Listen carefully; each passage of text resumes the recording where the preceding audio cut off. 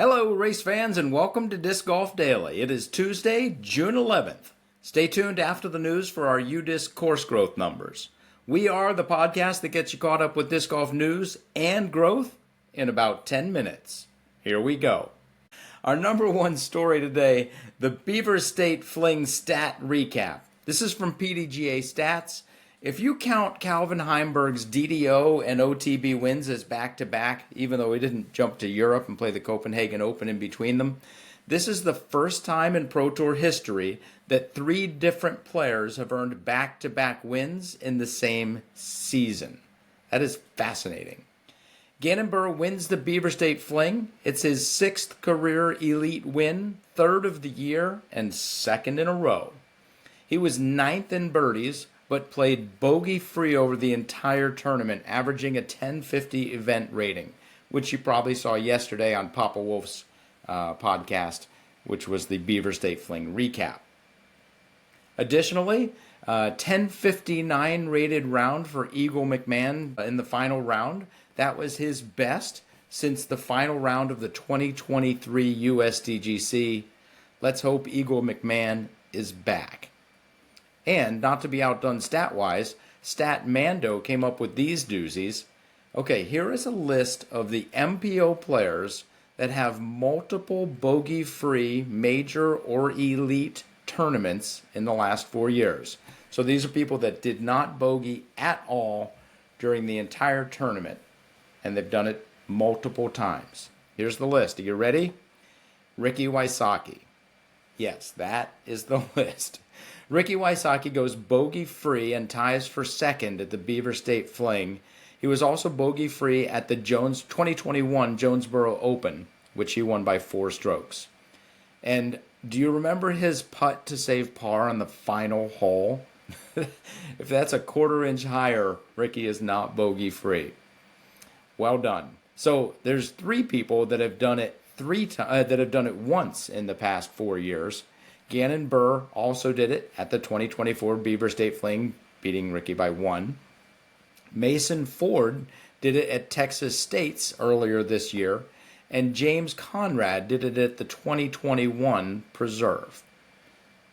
In other news, on tour, Jakub Semerad wins the Heinola Open, a DGPT silver event in Finland. He won it in a playoff over Mikael Hama. This marks Jakub's first career win in Finland and 6th unique country with a win. That is impressive. Jakub jumps to 4th place in the Pro Tour Europe standings and stays in 24th in the Pro Tour World standings. Speaking of standings, we should talk about the DGPT standings. We missed this on yesterday's podcast as the results were posted later than we were able to stay awake, but we've got them today. On the men's side, Gannon Buhr is threatening to run away with the points series. He is currently just under 900 points. Ricky Wysocki is in second with 730 points, and Calvin Heimberg, Nicholas Antala, and Anthony Barella round out the top 5. Interestingly enough, we've got Ezra Robinson, Kyle Klein, and Gavin Rathbun all having great seasons. None of them with a win on tour yet, but they are constantly threatening.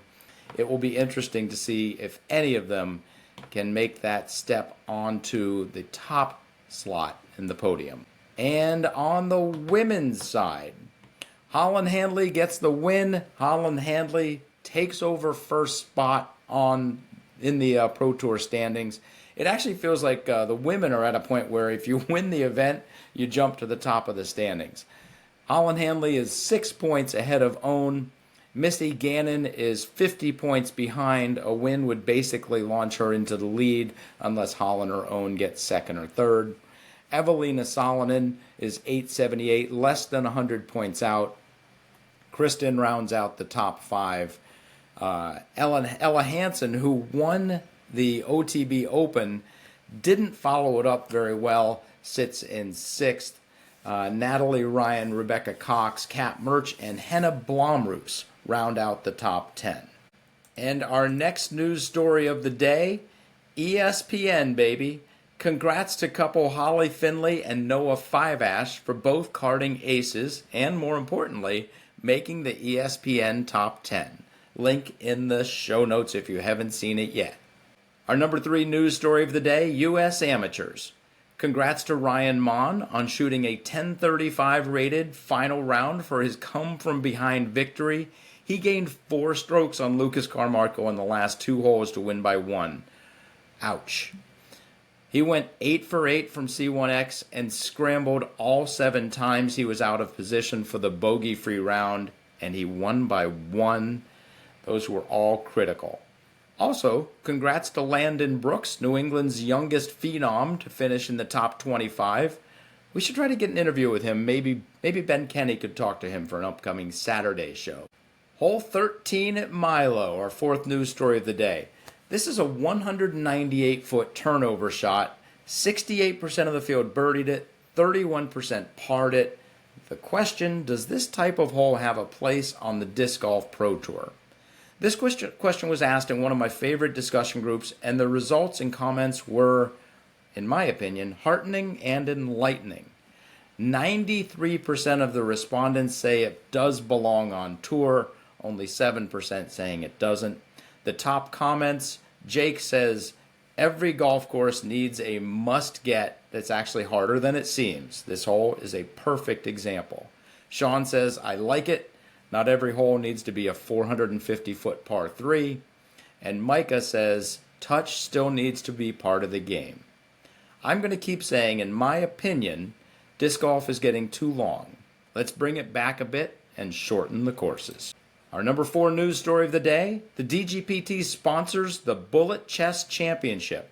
It's only fair, and it will likely draw some eyes to our sport, so this is a positive. Magnus Carlsen came to the chess.com and drew lots of new eyeballs to our game.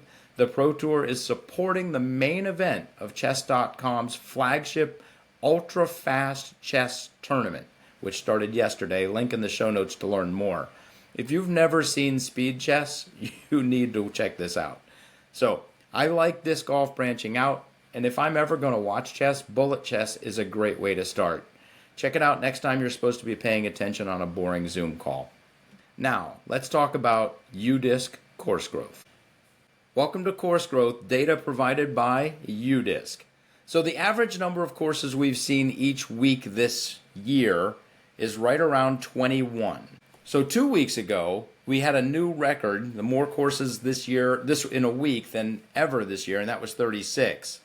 This week, we broke it again with 38.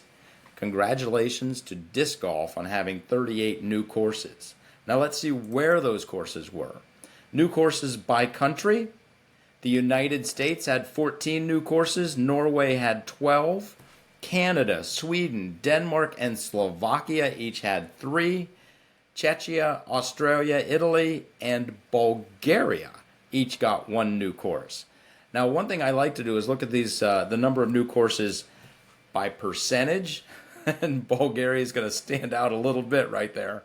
They had 1 course, they now have 2. 100% growth rate last week, Bulgaria. Thank you very much. Slovakia had a 17% growth rate. Italy even did okay, growing at just over 6% at last week. That's pretty cool.